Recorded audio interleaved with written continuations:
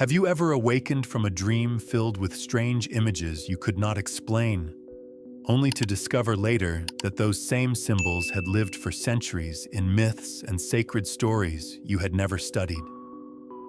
Imagine dreaming of a god with wings of fire, or a serpent coiled around a world tree, and then realizing those figures existed in the legends of peoples far removed from your own life. For Carl Jung, these moments were not rare coincidences.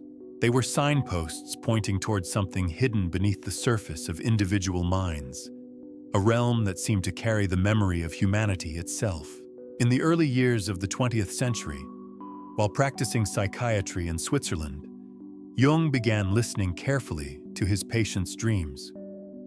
Many of these patients came from ordinary lives: merchants, housewives, clerks, people with no special knowledge of Greek mythology or Babylonian legends. Yet, in their dreams, gods appeared. Ancient temples rose from shifting sands. Winged creatures, dragons, and celestial figures emerged from their unconscious minds, as though echoing from a distant past. Jung, already trained in the theories of Freud, expected to find personal memories and hidden desires, but what he found unsettled even his own understanding of the psyche. One young man described a dream in which he was led through an underground passage to a radiant temple, where he was confronted by a great horned figure bearing both the dignity of a priest and the terror of a monster. Jung was stunned. The image mirrored depictions of Mithras, the Persian deity of light and shadow, whom the patient had never read about and could not possibly have known. Another patient, a woman raised in a rural Swiss village, recounted visions of gods devouring their children and daughters marrying the sky. Jung recognized them instantly, echoes of Kronos, Zeus, and the myths of antiquity. How could such imagery appear in dreams without prior knowledge? Were these coincidences, fragments absorbed unconsciously through culture? Jung considered these explanations, but found them insufficient. The dreams carried detail too precise, emotional weight too heavy for mere chance. He began to suspect that somewhere below the personal unconscious, a reservoir of forgotten experiences unique to each person, there existed a deeper, shared layer.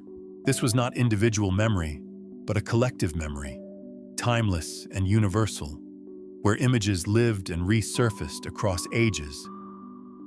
He called it the collective unconscious. To Jung, this idea was as radical as it was revelatory.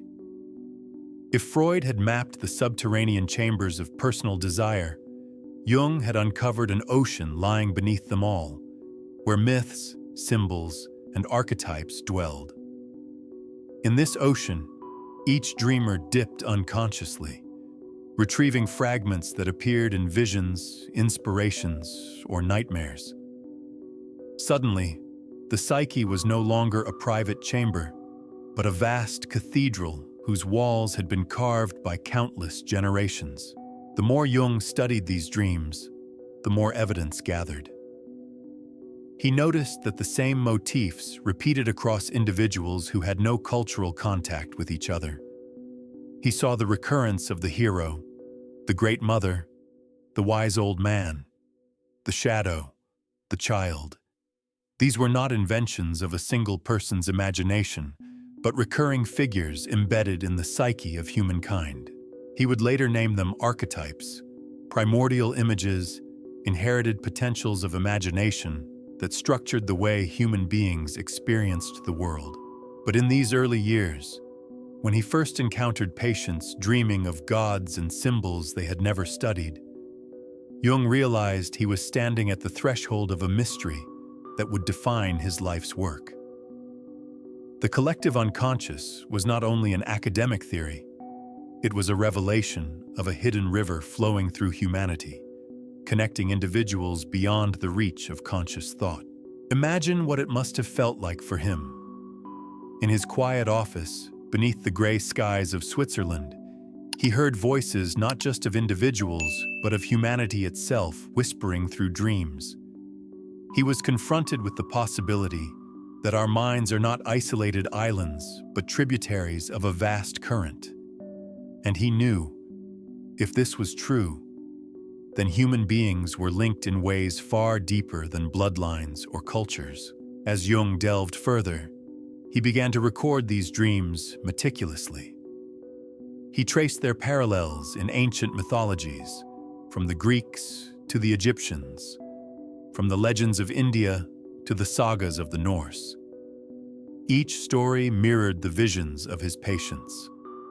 Each patient seemed to carry within them a piece of humanity's ancient memory. Slowly, the map of the collective unconscious unfolded before him, a geography of the human spirit that transcended time. In one striking case, a man dreamt of standing beneath a massive world tree whose roots reached into darkness and whose branches touched the stars. The man described feeling both terror and awe, as though the tree held the secret of life itself.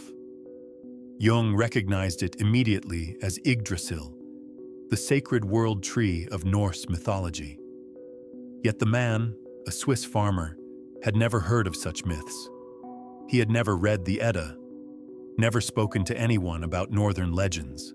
The dream, nevertheless, rose from his unconscious like an ancient echo. To Jung, such experiences proved that human beings were born not only with instincts for survival, hunger, fear, reproduction, but also with inherited images. Just as the body bore traces of its evolutionary past, the mind carried traces of humanity's collective history.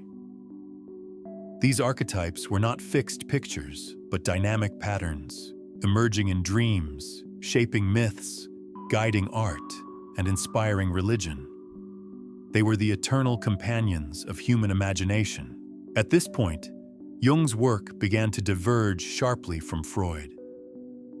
Freud had insisted that dreams were disguises of repressed desires, reflections of personal conflicts hidden within the individual. Jung, however, saw in them something larger. For him, dreams were not only personal, but also universal, messages from the deep well of humanity. This difference would eventually lead to a dramatic split between the two men. But for Jung, it was unavoidable. He could not ignore the evidence that streamed from his patients night after night. Consider, too, how these discoveries reframed the way Jung viewed the human condition. No longer was each person trapped in a private world of isolated thoughts. Instead, every person was a participant in a drama that had begun long before their birth. In dreams and imagination, individuals tapped into the eternal theater of archetypes, playing roles that had been enacted across civilizations. The warrior, the mother, the sage, the trickster, all appeared not only in stories, but in the inner lives of men and women who had never met, never shared culture, never shared language. The collective unconscious, Jung realized, was like a subterranean river flowing beneath history, carrying symbols and images that resurfaced whenever the soil of consciousness cracked. It explained why distant cultures could invent similar myths, why religious symbols echoed across continents, why even modern people in their sleep revisited temples they had never seen. For Jung, these insights were more than intellectual curiosity. They reshaped his entire vision of what it meant to be human. If the collective unconscious was real, then each of us belonged to something greater. Our identities were not only personal, but woven into the vast tapestry of humanity. Our dreams did not belong solely to us, but were part of a larger story whispered through generations. And so, Jung began his lifelong exploration of this mystery. He would spend decades studying myths, religions, art, and symbols. But the seed of it all was planted in those early days, listening to patients whose dreams spoke languages older than themselves. This was the beginning, a discovery born from the recognition that dreams could carry knowledge beyond the dreamer. Jung had found evidence of a collective layer of the psyche, one that linked every individual to the whole of humanity. It was here, in these first encounters with myths rising from unknown depths, that Jung began to see the architecture of a collective unconscious. And it was here, too, that he glimpsed the question that would guide his life's work. If such a hidden realm existed, what did it mean for the way human beings understood themselves, their creativity, their faith, and their destiny? That question would lead him deeper into the labyrinth of the psyche, toward the mapping of hidden layers, the definition of archetypes, and the understanding that within the unconscious flows a river that belongs not to one, but to all. When Jung first proposed the idea of the collective unconscious, he knew it required a careful distinction. People had already accepted, at least in theory, the existence of an unconscious mind, a realm where forgotten memories and repressed experiences resided. Freud had mapped it as a theater of hidden wishes and unresolved conflicts. But Jung sensed that this was only the surface of something far deeper, like mist hovering above a vast, unseen ocean. To truly understand the psyche, he believed, one had to descend layer by layer, tracing the architecture of the hidden mind until its foundations were revealed. At the most immediate level, Jung described the conscious mind. This was the region of waking life, thoughts, decisions, everyday awareness. The conscious mind carried the fragile light of rationality, but it was a narrow spotlight illuminating only a fragment of the wider stage. Beneath it stretched the personal unconscious, which Freud had so powerfully brought into view. This domain contained the forgotten details of personal history, the name of a childhood teacher long misplaced, the sound of a lullaby heard in infancy, the sting of a shameful moment repressed to protect dignity. The personal unconscious, Jung explained, was individual in nature. It was composed of experiences unique to one life, forgotten but not erased, buried yet not destroyed. But even as Jung mapped this familiar terrain, he insisted that something more lay below it. He compared the personal unconscious to a thin layer of soil. Beneath it stretched a vast bedrock, older than any individual life. This bedrock was the collective unconscious. Unlike the personal, it was not formed by one's private experiences. It was inherited, shared, universal. It did not record the events of one person's biography, but held instead the accumulated patterns of the entire human race. Just as the body carried the imprints of evolutionary history, traces of gills in the embryo, the arch of a hand shaped by millions of years of adaptation, the psyche carried imprints of humanity's spiritual and imaginative evolution. The collective unconscious was, in Jung's vision, the foundation upon which all minds were built. Each person stood like a house with unique rooms, unique furniture, unique memories. But beneath every house lay the same stone foundation, carved by forces older than civilization itself. Dreams and myths, those strange eruptions from the depths, were the cracks through which the foundation revealed itself. Jung was precise in explaining that the personal and the collective should not be confused. A forgotten childhood memory belonged to the personal unconscious, but an image of a great mother goddess appearing in a dream, a figure that also appeared in Sumerian myth, in Egyptian religion, in Christian iconography, belonged to the collective. One was personal residue, the other was universal inheritance. This distinction was critical, for it showed that the psyche was not a closed box of personal history, but a layered reality where personal and collective currents flowed together. To illustrate this, Jung often used the metaphor of geology. Imagine digging into the earth. The first layer is soil, soft and shifting, where recent events leave their marks. Beneath that lie older layers, compressed over centuries, preserving fossils of earlier worlds. At the deepest level, one encounters bedrock, the primal foundation upon which all else rests. So it was with the psyche. The conscious mind was the surface, the personal unconscious the deeper sediment, and the collective unconscious the bedrock, timeless and universal. This mapping of the mind allowed Jung to interpret dreams and symbols with a new sensitivity. When a patient dreamed of being swallowed by the sea, he did not assume merely a repressed memory of childhood fear. He saw instead an image of dissolution, a return to the primordial waters from which creation itself emerged. When another dreamed of climbing a radiant mountain, Jung recognized not only a personal ambition, but the archetypal image of ascent toward the divine. By distinguishing the personal layer from the collective, Jung could hear in each dream both the voice of the individual and the echo of humanity itself. It is important to note that Jung did not deny the personal unconscious.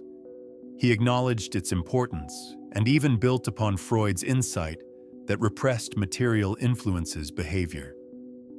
But he insisted that limiting psychology to personal history was like studying only the ripples on the surface of the sea while ignoring the ocean beneath.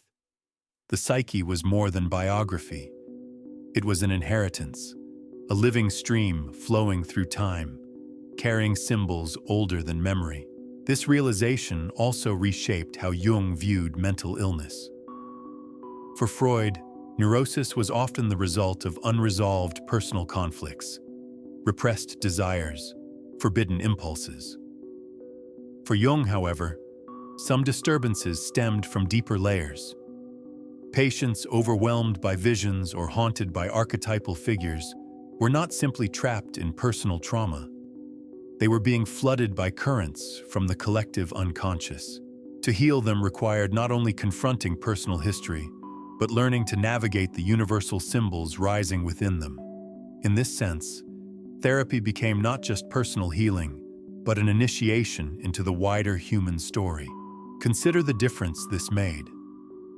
A dream of a father might reflect unresolved feelings toward one's actual parent that would belong to the personal unconscious.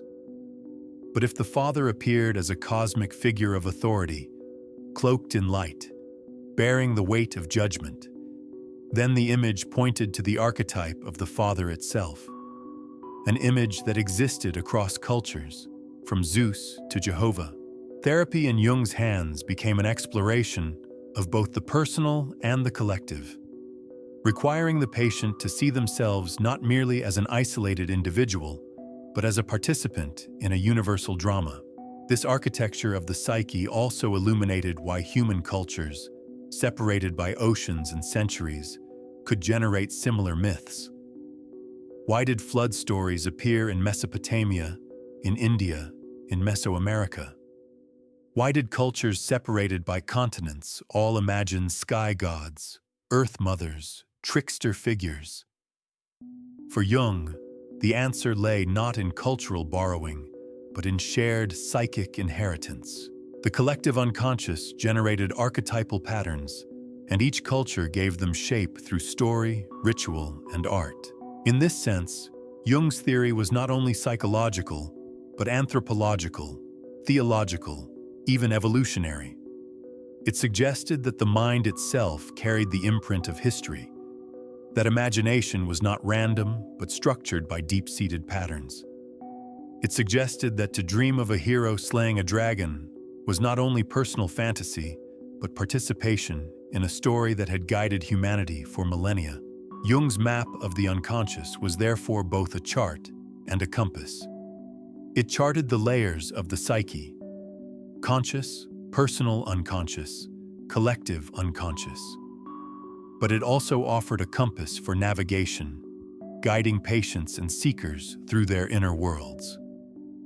By recognizing the architecture, one could better understand the forces shaping their dreams, their creativity, their spirituality.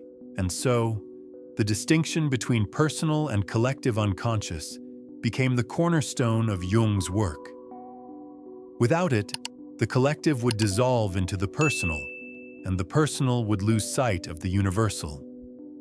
With it, psychology opened into a vast new landscape, where the human mind was no longer a private chamber, but a cathedral echoing with the voices of history. In the end, Jung's mapping of the hidden layers was not an abstract exercise. It was a revelation of belonging. It told each person that their struggles, their dreams, their visions were part of something greater. It showed that within the architecture of the mind lay a bridge between the individual and the whole of humanity. From this foundation, Jung would proceed to define the archetypes themselves, those universal figures inhabiting the collective unconscious. He would show how they shaped myths, religions, and personal development. But before those archetypes could be understood, the layers of the psyche had to be distinguished. That distinction between the personal and the collective was Jung's great contribution to the architecture of the human soul. From the moment Jung recognized the existence of a collective unconscious, he began to search for its fundamental building blocks. If this hidden realm existed beneath the personal layers of memory, then what lived there? What gave it shape? His answer came through the recognition of recurring figures and motifs, universal patterns that appeared in myth, dream, and art across every culture and age. He called them archetypes. The word archetype carried for Jung a sense of primordial form, an original mold from which countless variations could emerge. An archetype was not a literal picture etched in the mind, but rather a pattern of imagination, a potential that took form whenever humans created symbols, stories, or dreams.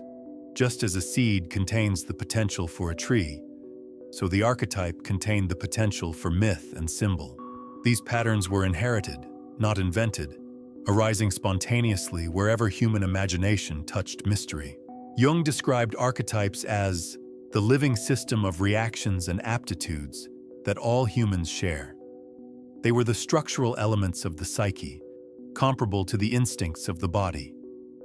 Just as every human being is born with the instinct to seek nourishment or protection, every human is also born with the archetype of the mother, the hero, the trickster, the shadow, the wise old man. These figures emerge not because they are taught, but because they belong to the architecture of the human spirit. To see archetypes at work, one need only compare the myths of distant cultures. In the Epic of Gilgamesh from Mesopotamia, a hero sets forth on a perilous journey, confronting monsters and seeking immortality. In the Greek legends, Heracles undertakes labors of impossible difficulty. In the Norse sagas, Sigurd slays the dragon Fafnir. Across these stories, separated by centuries and geography, the same pattern emerges: the hero archetype. He faces trials, descends into danger, and returns transformed. Jung realized that the hero was not simply a character invented by storytellers. He was an archetype, a figure arising from the collective unconscious, a pattern of human growth and struggle. Another powerful example was the mother archetype. Across cultures, humanity worshipped goddesses of fertility and protection. Isis in Egypt, Demeter in Greece, Shakti in India, Tonantzin in Mesoamerica. In each case, the image of the nurturing, life-giving mother arose, embodying both comfort and terror, creation and destruction. The mother archetype, Jung explained, was not merely a cultural construct, but a universal form, present in the psyche of every individual. It could appear in dreams as a kind woman offering shelter, or as a devouring figure of overwhelming power. It lived within each human being, shaping their experiences of safety, dependence, and creativity. Jung insisted that archetypes were dynamic, not static. They did not exist as rigid images, but as living forces. A dream might reveal the wise old man as a kind mentor, a religious figure, or a stranger offering guidance. The form varied, but the underlying pattern was the same. A figure of wisdom leading the individual toward greater understanding. Similarly, the shadow could emerge as a terrifying monster, a dark double or a criminal lurking in the imagination. Its forms shifted, but its essence remained constant. The embodiment of what is rejected, hidden, feared within the self. For Jung, archetypes explained why myths had such enduring power. Myths were not arbitrary stories invented for entertainment. They were dramatizations of archetypal patterns, the psyche speaking through narrative. Religion, too, was infused with archetypes, its rituals and symbols tapping into universal structures. Even modern art, Jung argued, was guided by archetypes.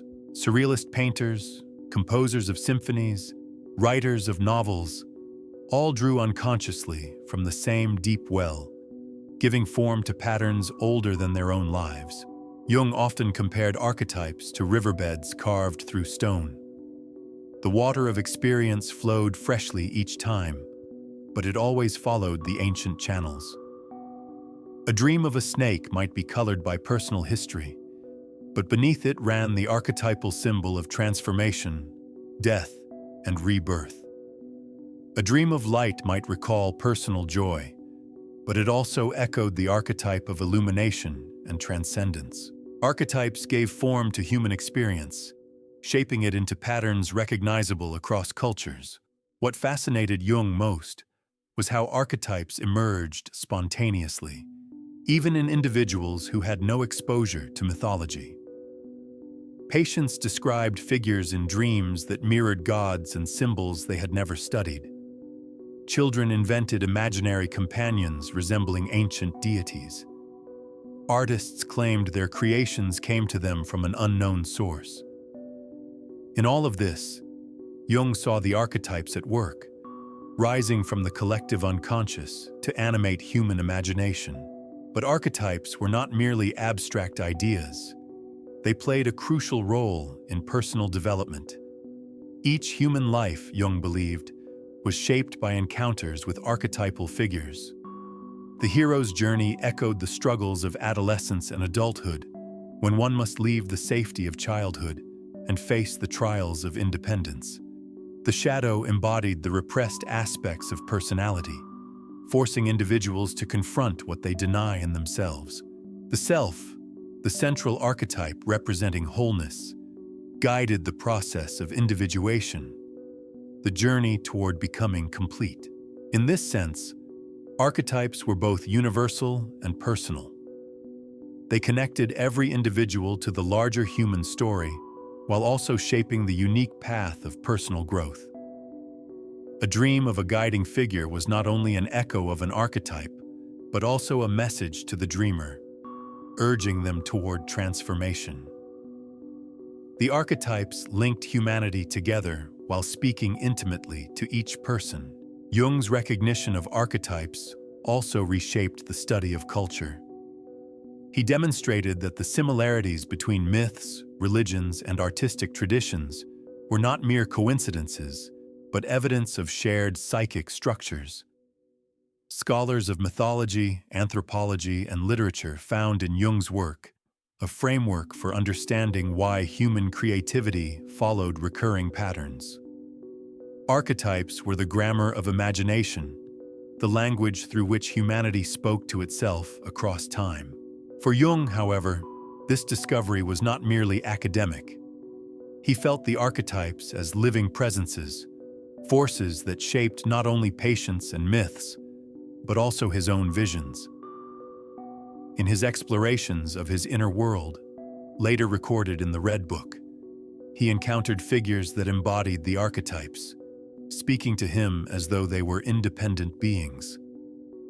For Jung, the archetypes were not only theoretical structures, but realities experienced in the depths of the psyche. It is here, in the recognition of archetypes, that Jung's vision of the collective unconscious became most vivid. The unconscious was not a void, but a living treasury, filled with patterns of meaning. Archetypes were its inhabitants, the eternal companions of the human soul. They spoke through dreams, inspired art, guided religions, and shaped destinies.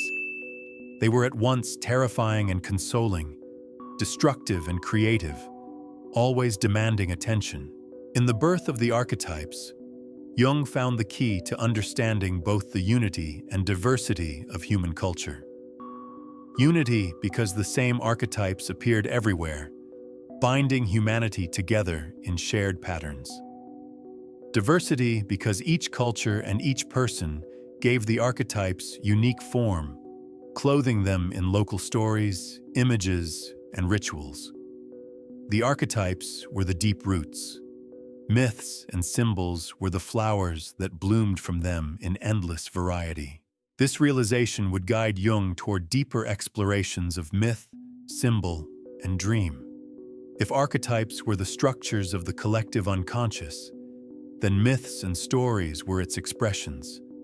And by studying them, one could begin to glimpse the architecture of the human soul. Thus, the Birth of the Archetypes marked not only a discovery, but the foundation for everything that followed. It was the moment Jung saw that the psyche was not an empty vessel, but a living garden, seeded with patterns as old as humanity. Archetypes, those timeless forms, were the key to unlocking the mystery of the collective unconscious. For Jung, the archetypes of the collective unconscious were not merely abstract patterns hidden in the depths of the psyche. They found their fullest expression in the stories humanity told itself, myths, legends, and religious narratives that had endured for millennia. These stories, he realized, were not the inventions of idle imagination. They were mirrors, reflecting the archetypal forces that lived within the human soul. When Jung studied the mythologies of different civilizations, he was struck by their uncanny similarities. Ancient Egyptians worshipped Osiris, the god who was slain and resurrected, a figure embodying death and renewal. In Mesopotamia, the story of Tammuz told of a dying and rising god. In Christianity, Christ himself was crucified and rose again, the central drama of redemption. Though separated by time and geography, each myth enacted the same archetype, the cycle of death and rebirth, the promise that life emerges from the shadow of destruction. To Jung, these parallels were not accidents. They revealed the archetype of renewal, embedded in the collective unconscious, rising again and again in human storytelling. He turned, too, to the myths of creation. Nearly every culture held a story of the cosmos emerging from chaos. In Greece, it was Gaia and Uranus arising from primordial darkness. In Babylon, Marduk slew the chaos dragon Tiamat and shaped the world from her body. In Genesis, God spoke into the void, and light was born. Each story carried different symbols, but the underlying archetype was the same: order emerging from chaos, the shaping of form from formlessness. For Jung, these creation myths revealed humanity's deep-seated need to understand its origins, a reflection of the psyche's own movement from unconsciousness into consciousness. Religion, too, bore the unmistakable imprint of archetypes. Jung saw in the figure of the Virgin Mary the archetype of the Mother, in Christ the archetype of the Redeemer, in the devil the archetype of the shadow. Saints, prophets, and gods across traditions all embodied archetypal forms. They were not merely historical figures, but living symbols of psychic realities.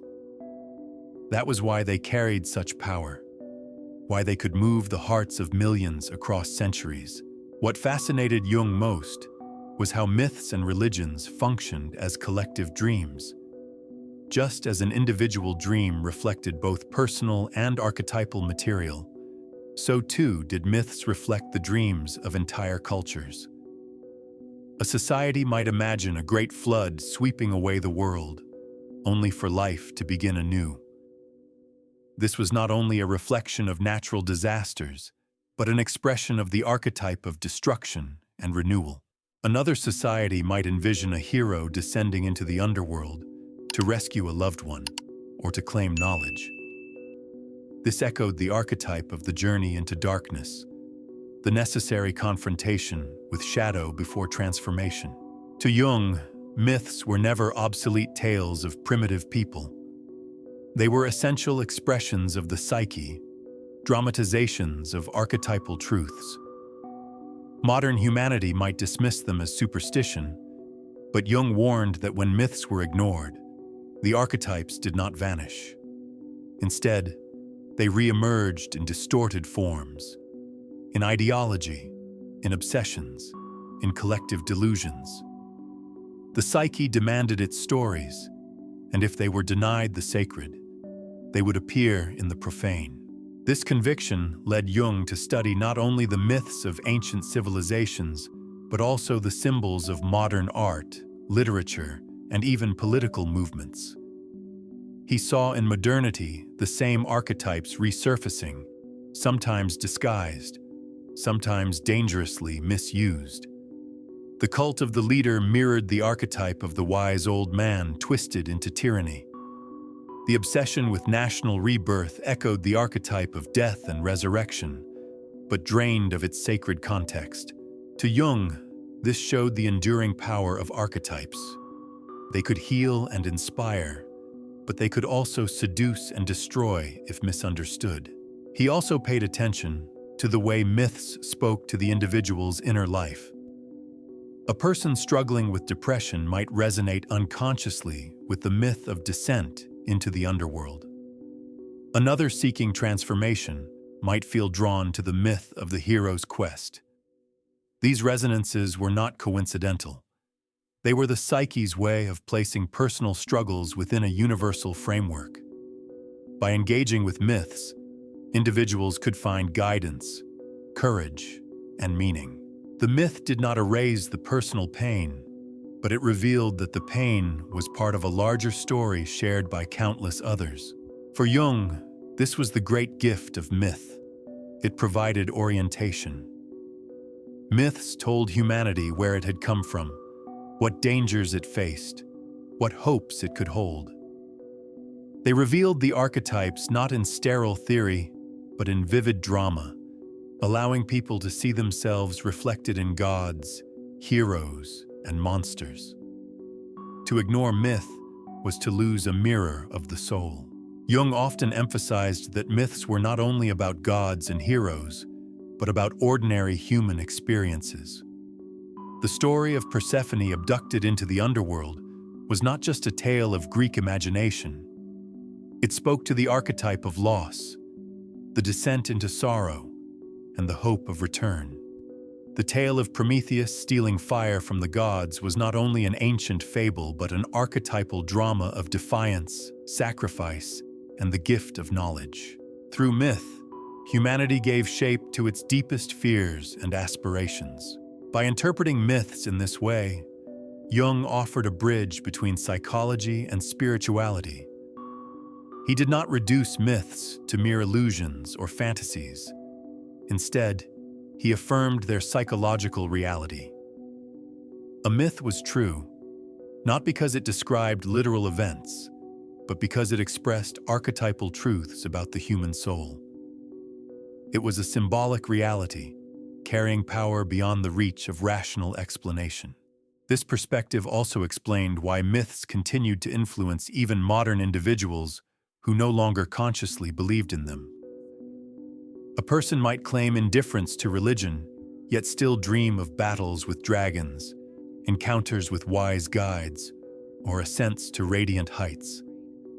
The archetypes spoke regardless of belief. They whispered in dreams, surfaced in art, demanded expression in symbols. Belief might fade, but the collective unconscious remained.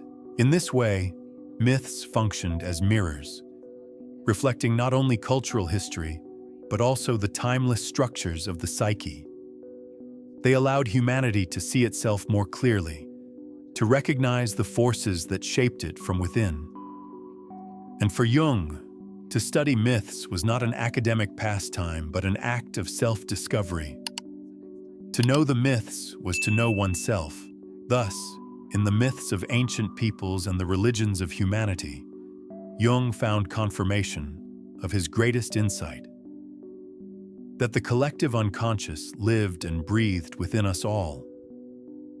Myths were the voices of archetypes, speaking across ages, guiding humanity through its struggles and transformations. To read them was to look into a mirror, and in that mirror, to see not only the face of one's culture, but the soul of all humankind. In the quiet hours of night, when consciousness loosens its grip and the rational mind drifts into silence, dreams arise. They arrive unbidden, weaving together fragments of memory with images that seem to belong to another world entirely. For Jung, dreams were not trivial disturbances of sleep, nor simply disguised wishes, as Freud had proposed. They were messengers, carrying knowledge from the depths of the unconscious. And at times, they bore a far greater message: the voice of the collective unconscious speaking through universal symbols. It was through dreams that Jung first glimpsed the existence of archetypes.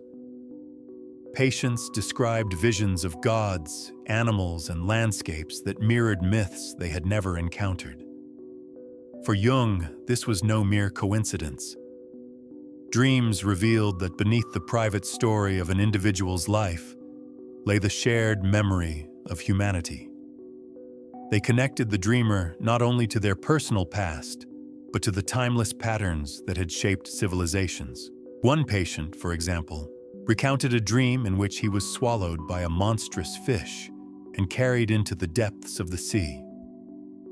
Jung immediately recognized the archetype. In the biblical story, Jonah was swallowed by a great fish and emerged transformed. In Polynesian mythology, heroes descended into the belly of sea creatures to gain wisdom. In alchemical texts, the image of being consumed by a vessel or creature symbolized death and rebirth.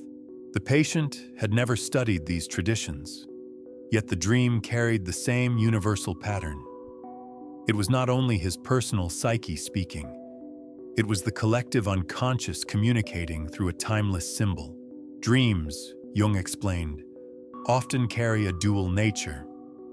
On one level, they express the personal unconscious, unresolved fears, forgotten experiences, desires suppressed by the waking mind. A dream of a childhood home may point to unresolved feelings of belonging or loss. But on another level, dreams reveal archetypes.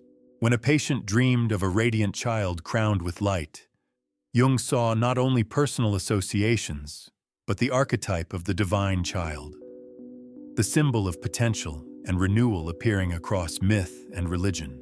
This was why dreams fascinated Jung.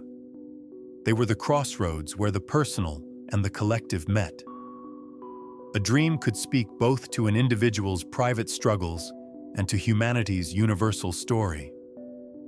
To interpret dreams was to listen not only to the voice of one's own soul, but to the whispers of generations. Jung himself experienced dreams that confirmed this. In his own visions, recorded in the Red Book, he encountered figures that embodied archetypes: wise guides, terrifying serpents, radiant mandalas. These dreams, he realized, were not merely personal fantasies. They were dialogues with the collective unconscious, encounters with images that shaped the lives of all humanity. For Jung, his dreams were not an escape from reality, but a deeper immersion into it, revealing truths invisible to waking reason. He often described dreams as compensations. Where the conscious mind grew rigid, the dream introduced balance. A person consumed by rationalism might dream of chaotic waters or irrational figures, a reminder of what had been neglected. A person lost in despair might dream of a guiding light, a symbol of hope rising from the unconscious. The dream was a messenger of wholeness, seeking to restore balance to the psyche. But when the dream spoke in archetypal language, it was also a messenger of the collective, pointing beyond the individual toward universal truths. What struck Jung was how dreams could unite people across time and culture. A farmer in Switzerland might dream of descending into an underworld, echoing the same archetype that guided the myths of Sumer and Greece. A modern child might dream of a hero with a sword of fire, echoing ancient tales of warriors battling chaos. These parallels showed that dreams were not isolated, but woven into humanity's shared tapestry. The role of dreams as universal messengers also reshaped Jung's understanding of therapy. To help a patient interpret their dreams was not only to uncover hidden personal material, but also to connect them with larger patterns of meaning. A dream could teach a person that their suffering was not meaningless, but part of an archetypal drama. A woman grieving a loss might dream of Persephone's descent, showing her that her sorrow mirrored the eternal rhythm of death and return. A man struggling with identity might dream of masks or doubles, symbols of the archetype of the persona, teaching him about the roles he played in society. Jung believed that to ignore dreams was to cut oneself off from this source of guidance. Modern society, he lamented, dismissed dreams as random noise, mere byproducts of physiology. But he insisted that dreams carried the wisdom of the unconscious, both personal and collective. They were gifts offered each night, messages written in the symbolic language of the psyche. To pay attention to them was to engage in dialogue with one's deeper self and with humanity's shared soul. Dreams, Jung often said, spoke in symbols rather than concepts. They did not explain, they revealed. A snake in a dream was not simply a reptile, but a symbol of transformation, of danger, of renewal. A mountain was not merely a landscape, but a symbol of aspiration, of the divine. The language of dreams was the same language spoken by myths, rituals, and art. To understand it required imagination, intuition, and humility before mystery. For Jung, the importance of dreams could not be overstated. They were the nightly evidence that the collective unconscious was real, that the psyche was not an isolated mechanism, but a living part of humanity's wider story. Every dream was a thread in the great tapestry, weaving together past and present, individual and collective, conscious and unconscious. And so, Jung urged his patients, his students, and even himself to listen, to record their dreams, to contemplate their symbols, to honor the messages carried in the silence of night. For in those messages lay not only personal healing, but the revelation of our shared humanity. Thus, dreams became for Jung the universal messengers, carrying across the boundary of sleep the voices of ancestors, the patterns of myth, the guidance of archetypes. To dream was to participate in something larger than oneself. It was to be reminded, night after night, that each life was woven into the vast and mysterious fabric of the collective unconscious.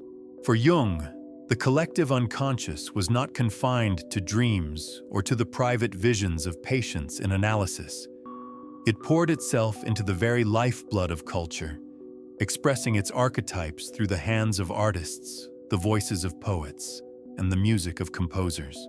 Human creativity, he believed, was not merely the product of individual talent, but the flowering of something far deeper.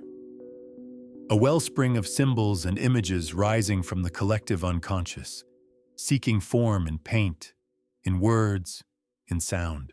Throughout history, art had always carried an aura of mystery.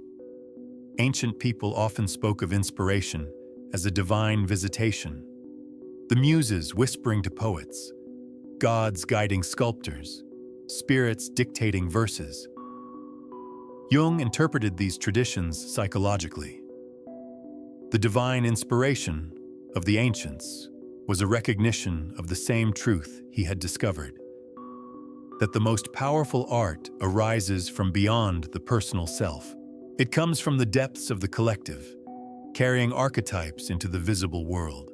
Consider the works of William Blake, the visionary poet and painter. His strange and luminous figures, angels, giants, and fiery chariots, were not simply eccentric inventions.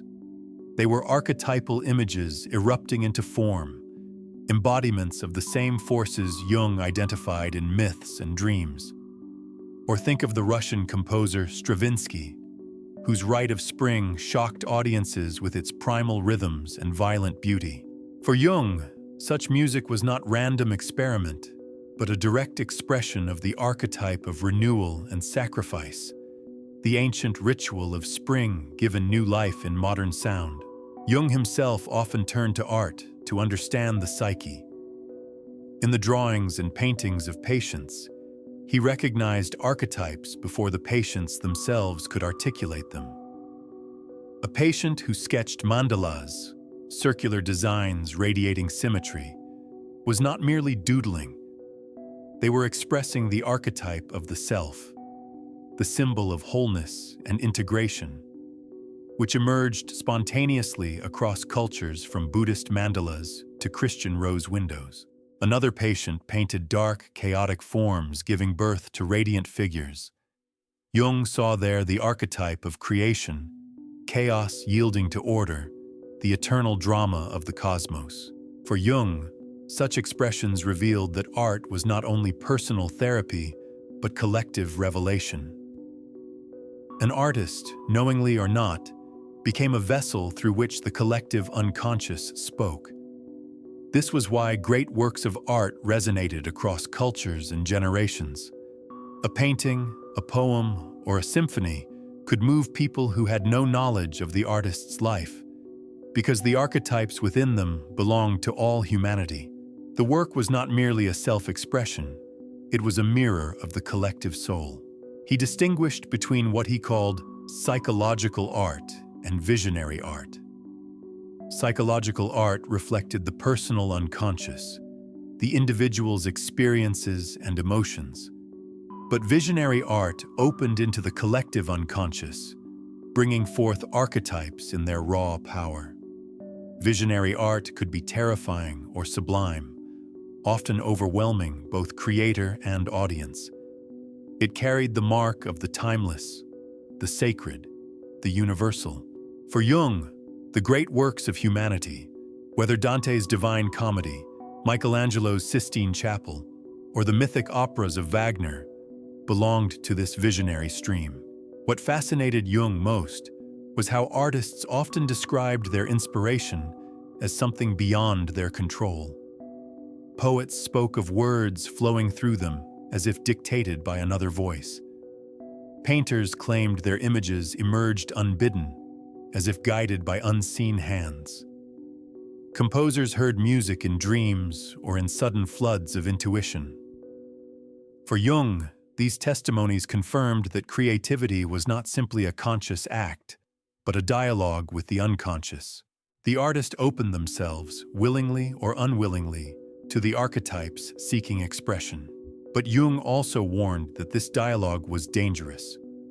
To be overwhelmed by archetypal material could unmoor an artist, dragging them into chaos. He observed how some creative geniuses struggled with madness, caught between the power of the collective unconscious and the fragility of personal consciousness. To channel archetypes required balance, enough openness to let the symbols emerge, but enough grounding to shape them into form.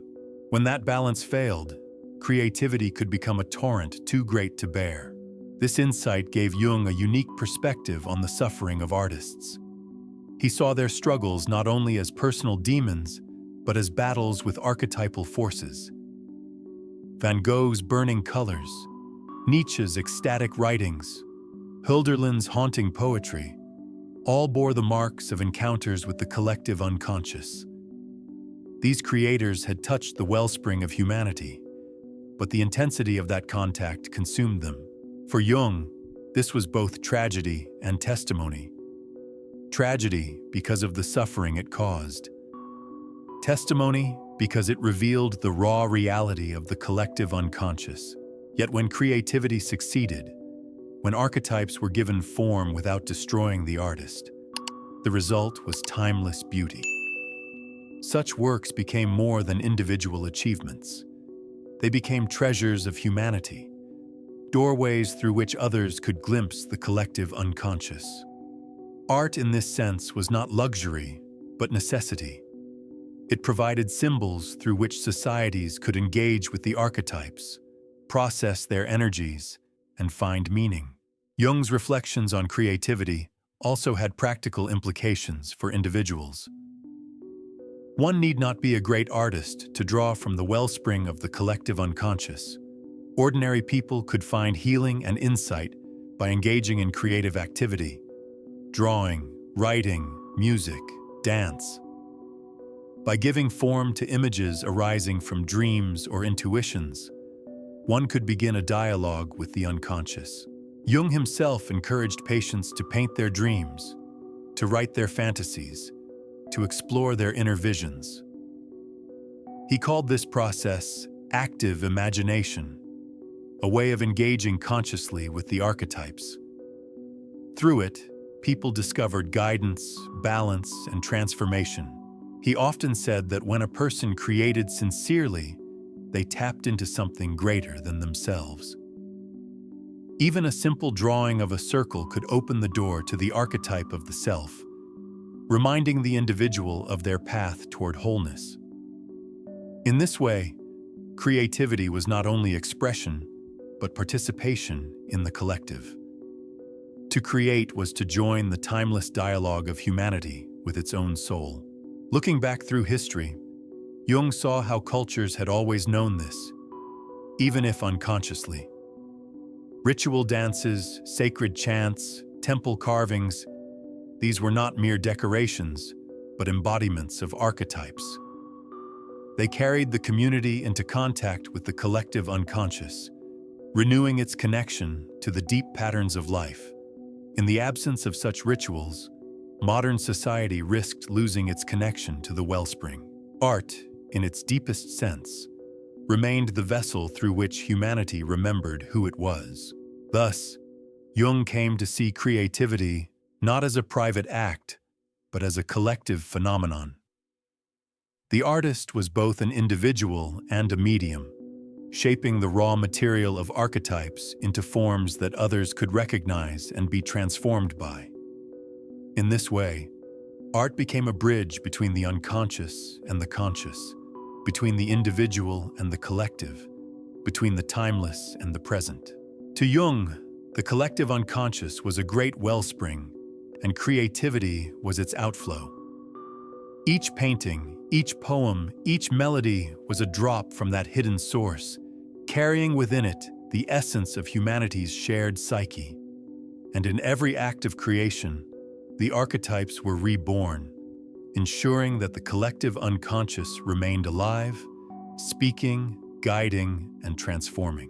For Jung, the language of religion was one of the most profound expressions of the collective unconscious. He saw in the sacred symbols of temples, scriptures, and rituals the same archetypes that surfaced in myths and dreams. Religion, in this sense, was humanity's collective attempt to give form to the invisible, to embody the archetypal yearning for connection with something greater than the individual self. Across traditions, he observed, the same figures reappeared: the savior who sacrifices himself, the mother who gives life and protection, the trickster who disrupts and transforms, the shadow figure who embodies evil. Each of these was not confined to one culture or creed. They were universal patterns, archetypes clothed in the garments of local belief. Christianity had its Christ, Hinduism its Krishna, Buddhism its bodhisattvas, each reflecting the archetype of the Redeemer. In Catholic devotion to Mary, in Hindu veneration of Shakti, in ancient worship of Isis, the archetype of the mother revealed itself again and again. Jung believed this universality explained why religious symbols carried such overwhelming power. They were not simply doctrines imposed from outside, but resonances from within, echoes of the collective unconscious. A cross, a mandala, a sacred tree. Such images stirred something deep because they mirrored archetypes embedded in every human soul. Faith was not merely obedience to external authority, but recognition of inner truth clothed in symbol. He often spoke of how modern people misunderstood religion. Rationalists dismissed it as superstition, while believers clung to literal interpretations of myths. Jung proposed a different path: to see religious images as symbolic expressions of the collective unconscious. The story of resurrection was not a historical claim to be proven or disproven, but an archetypal drama of death and renewal, enacted in the soul of every person who endures suffering and finds new life. The vision of heaven and hell was not geography, but the symbolic language of the psyche, reflecting the polarities of good and evil within. In this way, religion revealed itself as a symbolic system, a map of the unconscious projected outward. The rituals of worship were dramatizations of archetypal truths. The Eucharist in Christianity, for instance, embodied the archetype of sacred communion. The breaking of bread and the sharing of wine as a symbol of union with the divine and with community. The Hindu ritual of puja expressed the archetype of offering, the human soul bowing before the greater whole. Each tradition gave its own imagery, but the archetypes beneath them were universal. Jung's studies of Eastern religions deepened this conviction. He was fascinated by the mandalas of Tibetan Buddhism and Hinduism, circular diagrams representing the cosmos and the path to enlightenment. When he compared these to the spontaneous mandalas drawn by his patients, he realized that the archetype of the self, symbolizing wholeness, appeared independently in both. Religion, whether Eastern or Western, carried within it the same symbols, rising from the same depths of the unconscious. Religious experiences, too, bore the mark of archetypes: a vision of light, a voice calling from beyond, a dream of union with the cosmos. All could be understood as encounters with archetypal images. Jung did not dismiss these as hallucinations, nor reduce them to pathology. Instead, he treated them as authentic experiences of the psyche's depth. The person who felt touched by the divine was encountering the collective unconscious in symbolic form, experiencing directly the archetypes that had guided humanity for millennia. Yet Jung also warned of the dangers when religious symbols were misunderstood. When taken literally, myths hardened into dogma, and their living symbolic power was lost. When dismissed as superstition, the psyche was cut off from its deepest sources of meaning. In both cases, the archetypes did not disappear. They re-emerged in distorted forms.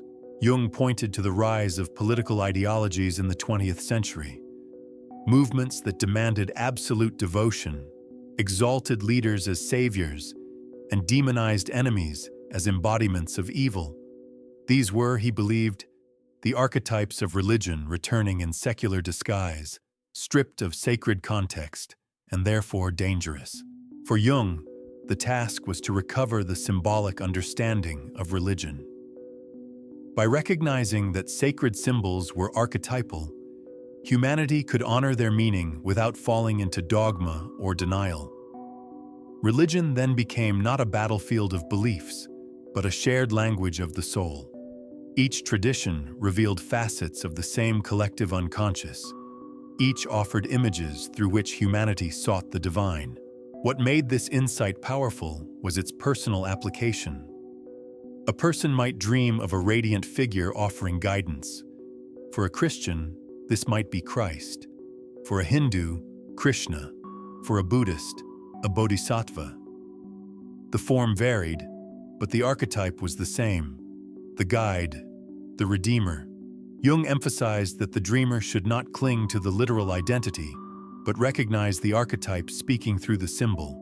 In doing so, They connected not only to their own faith, but to the universal story of humanity's search for wholeness. Religious symbols, then, were bridges. They connected the conscious mind with the unconscious, the individual with the collective, the finite with the infinite. To engage with them was to engage with the deepest layers of the psyche. To ignore them was to risk severing oneself from meaning itself. This was why Jung insisted that religion could never be eradicated. Even in a secular age, archetypes continued to express themselves, demanding recognition. Humanity would always yearn for the divine, always create symbols of transcendence, always tell stories of saviors, mothers, shadows, and light. Religion was not an accident of culture, but a necessity of the psyche. It was the collective unconscious speaking through sacred form. And so, Jung's study of religion revealed to him not only the persistence of archetypes, but their centrality in human life. Faith was more than belief. It was participation in the archetypal drama of the soul. Sacred symbols were not relics of the past, but living expressions of the collective unconscious, mirrors of humanity's eternal yearning for the divine. If the collective unconscious held the images of the Redeemer, the Mother, the Guide, it also contained their darker counterparts. For Jung, no exploration of the psyche was complete without acknowledging the shadow, the archetype that embodied all that was denied, repressed, or feared. Just as light casts darkness, every symbol of virtue implied its opposite. The shadow was not merely the personal flaws of an individual, but also the collective darkness of humanity itself. To encounter it was to confront the truths we most resisted, yet also the truths most necessary for wholeness. Jung observed that the shadow appeared in countless myths and stories. In Greek legend, the hero was often confronted by monsters, Minotaur, Hydra, Medusa, figures that embodied the destructive forces lurking beneath civilization. In Christian tradition, the devil and the demons symbolized the same archetype, the adversary who tempted and threatened the soul. In fairy tales, the wicked witch or the dark sorcerer played the same role. These were not arbitrary villains, but archetypal images of the shadow, carrying humanity's fear, aggression, and repressed desires. In individual psychology, the shadow manifested as everything the conscious ego refused to acknowledge. A person who thought of themselves as kind and generous might find in dreams a cruel, mocking figure. Another who prided themselves on strength and control might dream of weakness, chaos, or humiliation. These figures were not accidents. They were the shadow, demanding recognition. Jung insisted that to deny the shadow was to fall under its power unconsciously. Only by confronting it consciously could one gain balance. Yet Jung extended this insight beyond the personal. He saw the shadow operating at the level of entire societies. Nations projected their denied flaws onto enemies, demonizing others while refusing to see their own aggression. Wars, persecutions, and ideological crusades were fueled by collective shadow projections. The 20th century, with its world wars and genocides, convinced Jung that humanity's survival depended on recognizing the shadow not only individually, but collectively. The horrors of his age were not anomalies, but eruptions of archetypal darkness long ignored. The shadow, Jung explained, was not inherently evil. It was a reservoir of potential as much as of danger. Within it lived instincts and energies that, if acknowledged, could be integrated and used creatively. Repressed aggression might become courage. Denied passion might become vitality. But when rejected, the shadow grew monstrous, turning destructive. This was why myths depicted heroes not as those who avoided monsters, but as those who confronted them. The hero's journey always passed through darkness, for only by facing the shadow could transformation occur. He saw this pattern not only in myth, but in religion. In Christianity, Christ's descent into hell symbolized the confrontation with the shadow. In Buddhism, the Buddha faced Mara, the tempter, the embodiment of fear, before enlightenment. In Hinduism, the goddess Kali, fierce and terrifying, represented the destructive yet necessary force of transformation. Across traditions, humanity told the same story. Light could not be attained without passing through shadow. Jung also recognized that modern individuals often underestimated the shadow. In societies that prized rationality and progress, people imagined themselves free from superstition, violence, or cruelty. Yet the shadow appeared in dreams, in sudden irrational outbursts, in the collective hysteria of crowds. Jung warned that the more civilized we considered ourselves, the more dangerous our shadow became, for it operated unconsciously. The atrocities of the 20th century, scientifically organized war, industrialized killing, were for him proof that denying the shadow did not eradicate it. It only gave it power in hidden form. For Jung, the task was integration. He used the Latin phrase integratio to describe the process of bringing the shadow into consciousness. This did not mean indulging every dark impulse, but acknowledging its presence, understanding its roots, and finding constructive expression for its energies. To integrate the shadow was to accept one's humanity fully, light and dark, rather than clinging to an illusion of purity. The person who faced their shadow became more whole, less vulnerable to unconscious eruptions. He often illustrated this with dreams. A patient might dream of fighting a beast, only to realize later that the beast embodied qualities they had long denied. Another might dream of a dark double, an uncanny figure identical to themselves but twisted or threatening. By working with such dreams, Jung guided patients to see that the shadow was not an alien enemy, but a part of themselves.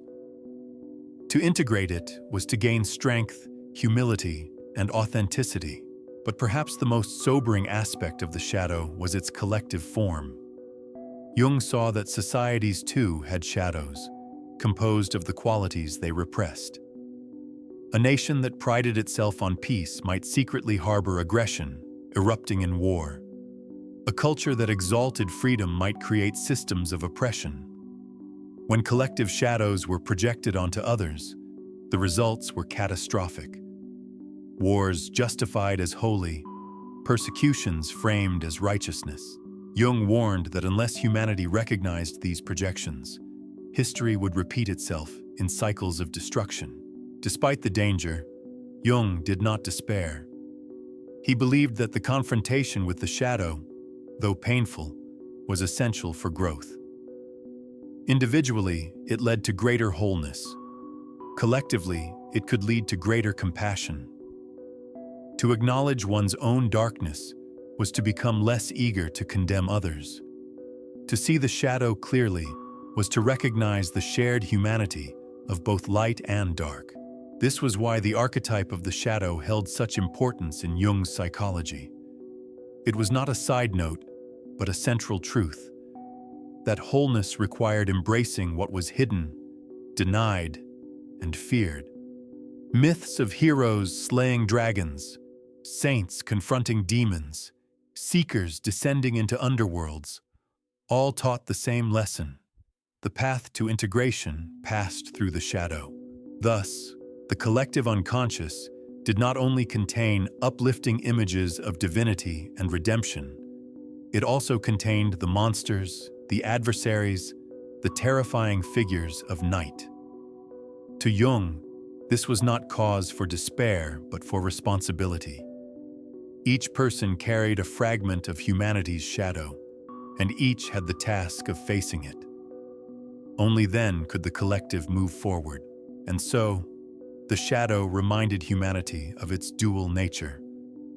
We are capable of cruelty as well as compassion, of destruction as well as creation.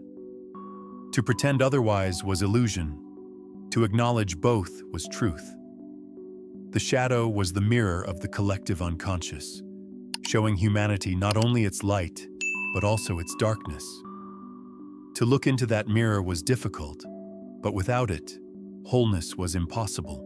For Jung, the journey into the collective unconscious was never meant to remain an abstract theory or a distant academic pursuit. It was a lived process, one that touched every human being. At the heart of this process was what he called individuation, the movement toward wholeness, in which a person becomes who they truly are by integrating the different parts of the psyche. Individuation was not about perfection, nor about becoming some idealized version of oneself. It was about becoming complete, bringing together the fragments of light and shadow, conscious and unconscious, personal and collective, into a unified whole. The path of individuation unfolded through encounters with archetypes. Each archetype, whether the mother, the hero, the shadow, or the wise old man, represented forces within the psyche that demanded recognition. When ignored, they erupted unconsciously, distorting life. When acknowledged and integrated, they became sources of strength and meaning. The task of individuation, then, was to enter into dialogue with these archetypes, to learn from them, and to allow them to shape the unfolding of the self. Jung often compared individuation to a pilgrimage. At first, one lives largely in the persona, the mask presented to the world, shaped by culture, family, and social expectation. This mask is necessary. It allows one to function in society. But if one identifies only with the persona, life becomes shallow, cut off from the depths of the unconscious. Individuation begins when cracks appear in the mask, when dreams, crises, or inner unrest reveal that more lies beneath. The first great challenge is often the shadow. Individuation requires confronting the denied parts of oneself, acknowledging anger, fear, jealousy, or desire. This confrontation is painful, for it dismantles illusions of purity and superiority. But it is essential, for without integrating the shadow, wholeness is impossible. Myths of heroes slaying dragons or saints descending into darkness symbolize this very task, the need to face and transform the shadow. Once the shadow is integrated, other archetypes emerge. The anima and animus, the inner feminine in men, the inner masculine in women, reveal themselves.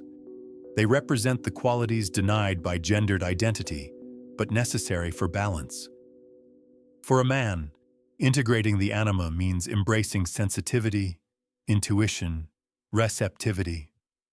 For a woman, integrating the animus means embracing strength, clarity, and active power. Through these encounters, the psyche moves toward greater harmony, less bound by rigid roles.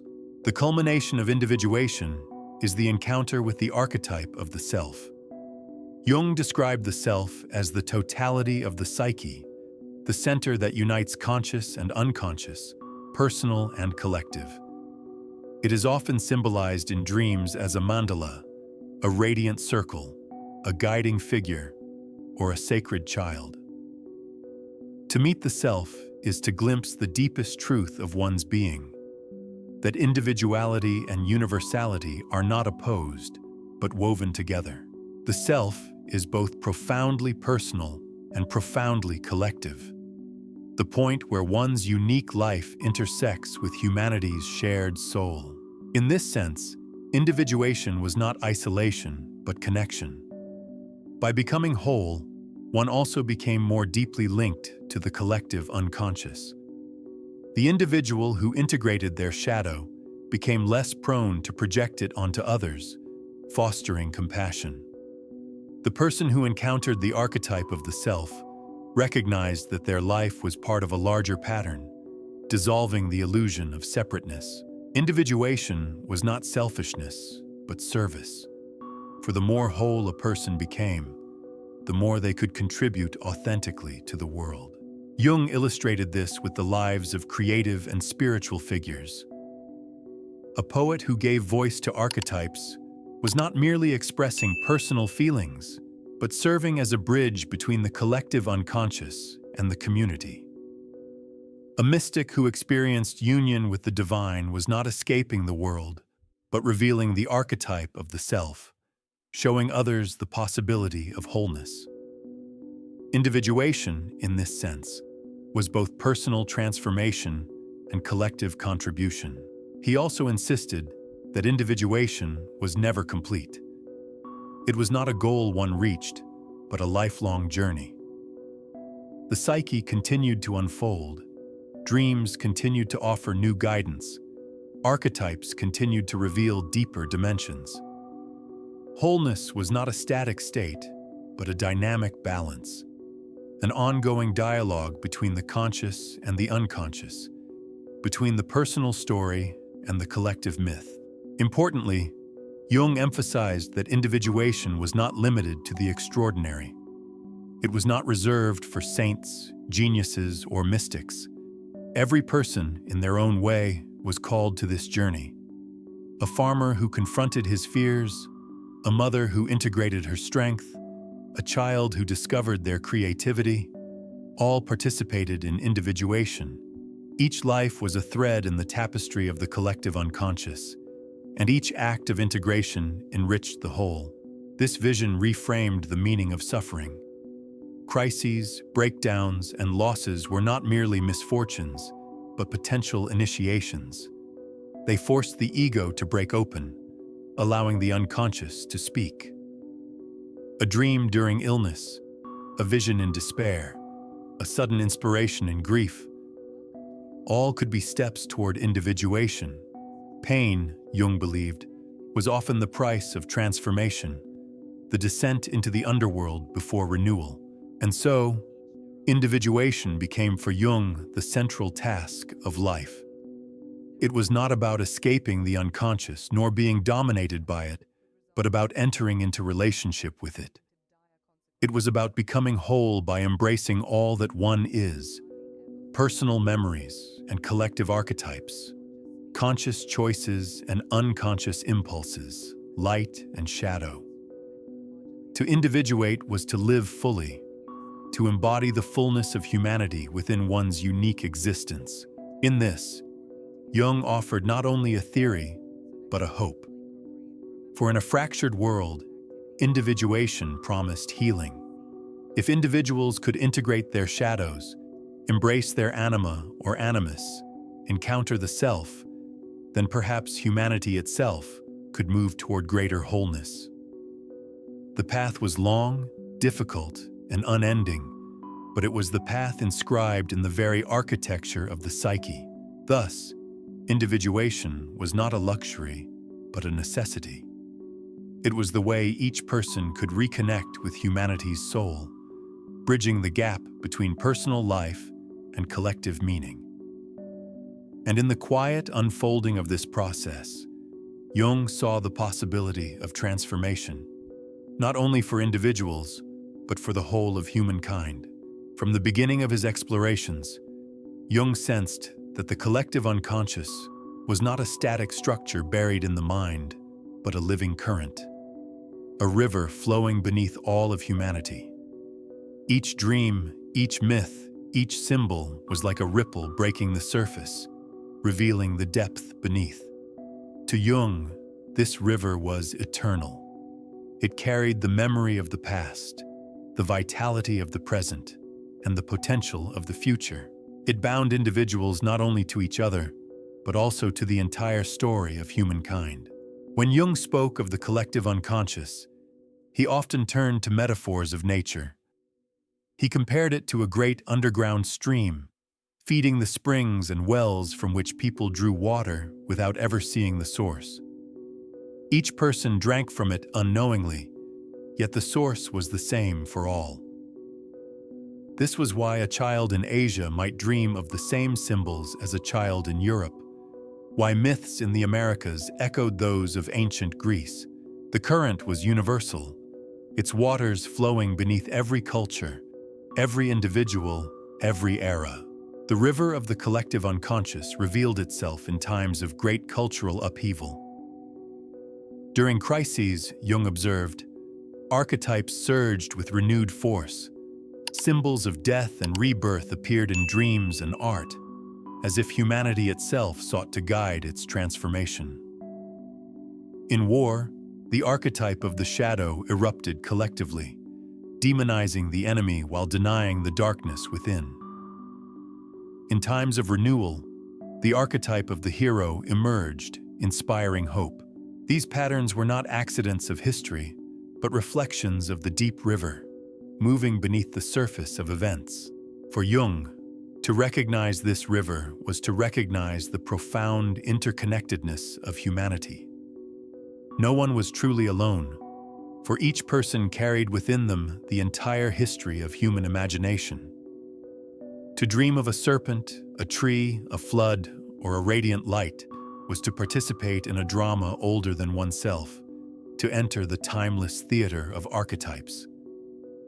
The individual life was a single note in a symphony that spanned millennia. This understanding also reframed what it meant to know oneself. To know oneself fully was not merely to remember childhood or analyze personal motives. It was to recognize one's place in the great river, to see how personal struggles mirrored archetypal struggles, how private dreams echoed collective myths. Self-knowledge, for Jung, was always both personal and universal. It was the recognition that within one's own depths flowed the depths of all humanity. Jung believed this recognition had ethical consequences. If we are bound together in the same river, then harming another is, in a sense, harming oneself. Prejudice, violence, exploitation, all ignored the deeper truth of unity. By acknowledging the collective unconscious, humanity could cultivate compassion. We could see in the struggles of others reflections of our own archetypal struggles. We could recognize in their dreams, their myths, their fears, and their hopes the same river flowing through us. This vision also infused Jung's approach to culture. He saw that art, religion, philosophy, and even science were not isolated endeavors but expressions of the same unconscious current. Each age gave the archetypes new form, new language, new symbols. The alchemists of the Middle Ages, with their cryptic images of transformation, were expressing the same archetypal truths that modern psychologists uncovered in dreams. The physicist probing the mysteries of matter was, in another sense, engaging with the archetype of knowledge, the eternal quest to unveil the hidden. For Jung, then, the collective unconscious was not only a psychological theory, but a vision of human destiny. It suggested that humanity was not fragmented into isolated selves, but bound by a hidden unity. Our conflicts, our creations, our religions, and our art all arose from the same source. To ignore this was to live in illusion. To recognize it was to step into truth. And so, he described the collective unconscious as a river that never ceased to flow. It was older than any civilization, deeper than any memory, broader than any belief. Each person touched it, whether they knew it or not, in dreams, in visions, in moments of inspiration or despair. To become conscious of it was to awaken to the reality that one's life was part of something vast and eternal. Jung offered this vision not as dogma, but as invitation. He invited each listener, each seeker, to notice the symbols that rose in their dreams, to attend to the myths that spoke to their heart, to recognize in their struggles echoes of universal struggles. For in doing so, they would discover the river flowing through them, connecting them to humanity, to history, to the mystery of existence itself.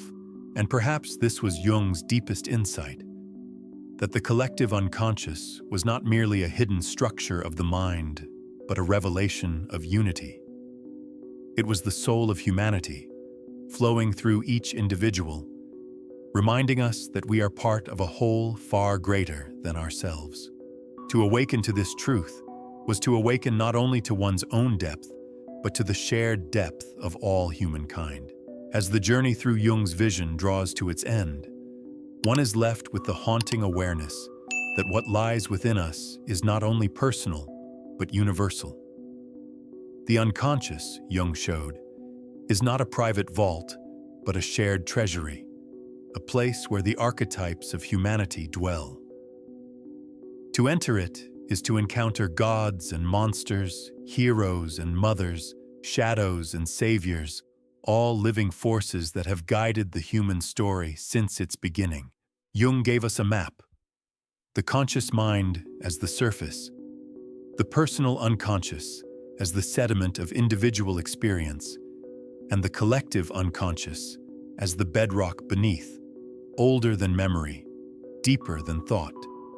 On this map, the archetypes rise like mountains and rivers, shaping the landscape of the soul. They appear in myths, in art, in dreams, in religion, and in the very patterns of our lives. They are not relics of the past, but living presences, whispering to us each day, shaping our joys and our struggles. To recognize the collective unconscious is to recognize that we are not alone. Each of us carries within the same symbols, the same patterns, the same dramas.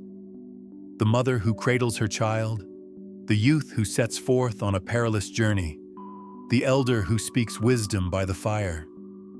These are not merely personal roles, but archetypal realities. They remind us that every life participates in humanity's eternal story. And yet, Jung did not romanticize this truth. He knew that the collective unconscious carried not only light, but shadow. It held cruelty as well as compassion, destruction as well as creation. To awaken to it was not to escape suffering, but to face it more deeply, to integrate the darkness as well as the light. Only then could wholeness emerge. In this, Jung offered a vision of profound hope. If each person could begin the process of individuation, confronting their shadow, integrating their anima or animus, and orienting themselves toward the self, then not only individuals but entire cultures could be healed. The collective unconscious would no longer erupt blindly in war and hatred, but would find expression in creativity, in compassion, in shared meaning. Perhaps this is why Jung's ideas endure. In a fragmented world, he reminds us of unity. In an age of loneliness, he reveals that we are bound by an invisible current. In a time of crisis, he shows that our struggles are not meaningless, but part of archetypal patterns as old as humanity. The collective unconscious, he taught, is the river that carries us all, flowing through each dream, each myth, each act of creation. And so, when you dream tonight, remember, the images that rise before you are not yours alone.